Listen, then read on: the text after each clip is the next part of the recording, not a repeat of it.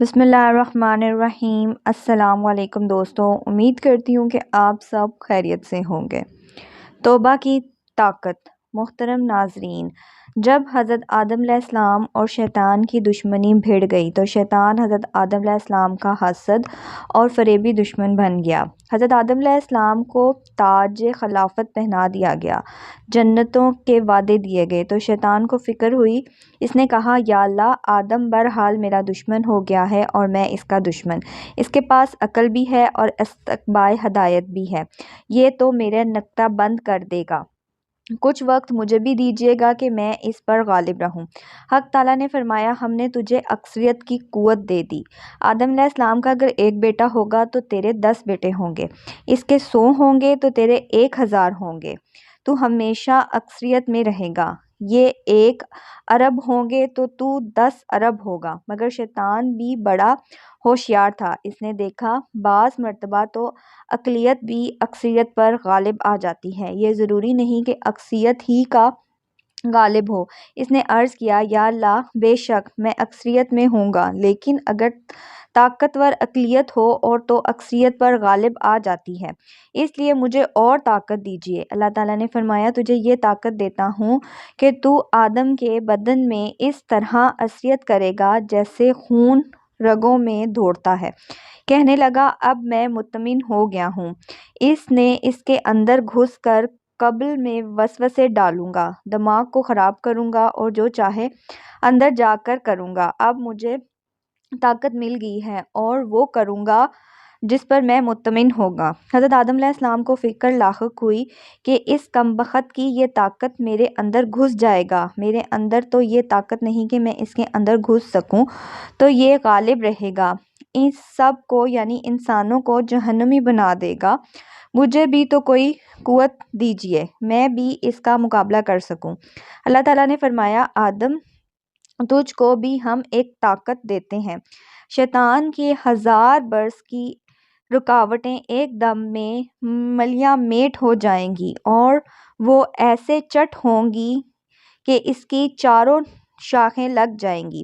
اللہ نے کیا فرمایا، ذرا غور سے سننا۔ فرمایا، انسان کے گناہوں میں سب سے بڑا گناہ شرک ہے۔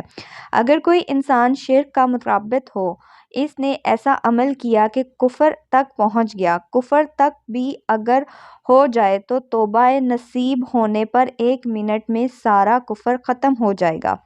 شیطان نے 100 برس کفر کرایا، تم نے ایک سچی توبہ کی، وہ ساری 100 برسوں کا کفر ختم ہو جائے گا، اس کی ساری کارستائیاں ختم ہو جائیں گی۔ توبہ میں اتنی بڑی طاقت ہے، شیطان بھی اس سے عاجز ہے۔ اس لیے آدمی توبہ نہ چھوڑے، ذرا سی بات ہو فوراً توبہ کر لے، بلکہ استغفار کو مستقبل تسبیح کے طور پر پڑھے۔ یا اللہ، آپ نے مجھے عافیت بخشی، آپ کے فضل و کرم سے بہت سی نعمتیں آپ کی کھائی اور برتائی، آپ نے کبھی بھوکا نہیں رکھا، برابر روزی پہنچائی، آپ کے ان نعمتوں کے کھانے سے قوت آئی، لیکن میں نے اس قوت کو بجائے آپ کی فرمانبرداری کے نافرمانی میں خرچ کیا۔ کتنے ہی میں نے عیب کیے، آپ نے لوگوں سے پردے میں رکھا، کبھی آپ کا خوف آیا تو آپ کے دامن فریب سے دھوکہ کھا گیا اور سمجھا کہ مجھے آپ پکڑیں گے نہیں، اور آپ کے پکڑ کا خیال بھی آیا تو آپ کے ہلاک کی طرف دھیان کیا اور غفور و کرم کی امید میں گناہ کر بیٹھا۔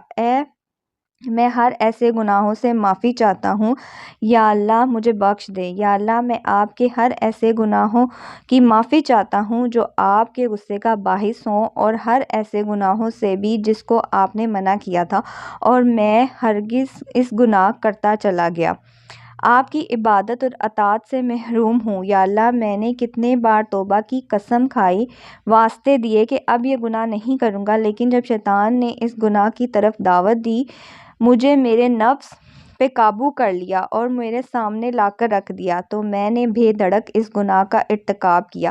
افسوس، مجھے لوگوں سے تو حیا آئی لیکن آپ سے کبھی حیا نہ آئی۔ آپ ہر وقت دیکھنے اور خبر رکھنے والے ہیں، یہ جانتے بھی ہیں آپ سے کہاں چھپ سکتا ہے۔ نہ کوئی مکان، نہ کوئی اندھیرا، نہ کوئی حلوہ، نہ کوئی جگہ آپ سے اوجھل ہو سکتی ہے۔ افسوس میری اس عجلت پر کہ مجھے جس کام کے لیے آپ نے منع کیا میں نے جان بوجھ کر وہی کام کیا۔ آپ نے پردہ فاش نہ کیا بلکہ اپنے بندوں میں سے اس طرح شامل رکھا کہ گویا میں بھی آپ کا فرمانبردار ہوں۔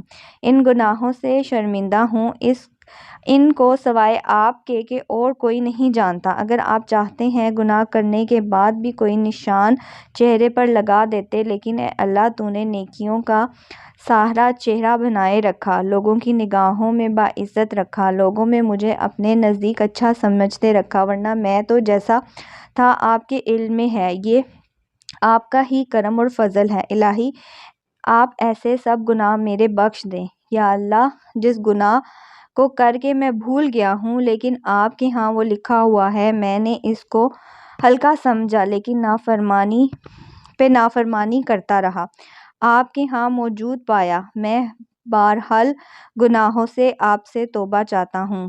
میں نے جو گناہ کیے اس پر دھیان نہ کیا، اور ہر ایسے گناہ جس کو آپ نے اس لیے رکھ چھوڑا ہے کہ توبہ کروں گا تو معاف کر دیں گے۔ الہی میں سچے دل سے توبہ کرتا ہوں، مجھے معاف کر دیجئے اور میری توبہ قبول فرما لیجئے۔ یا اللہ سب گناہ اس طرح کے ہیں کہ میں جانتا ہوں کہ آپ کے سامنے ہوں، مگر خیال کیا کہ توبہ کر لوں گا، معافی چاہ لوں گا۔ یا اللہ گناہ کر لیے ہیں اور نفس اور شیطان نے توبہ سے باز رکھا، گناہ پر گناہ کرتا چلا گیا۔ الہی میری اس عجلت پر نظر نہ فرمائیں، اپنی شان کریمی کے صدقے مجھے معاف فرما دیجئے، میں توبہ کرتا ہوں، معافی چاہتا ہوں۔ اے اللہ مجھے معاف کر دے، آپ کے سوا اور کون ہے معاف کرنے والا۔ یا اللہ ان گناہوں کو بھی معاف فرما دے جس کی وجہ سے دعا قبول ہونے سے محروم ہو گئی، روزی کی کمی، برکت اور خیر نہ رہی، ان گناہوں کو بھی معاف کر دے۔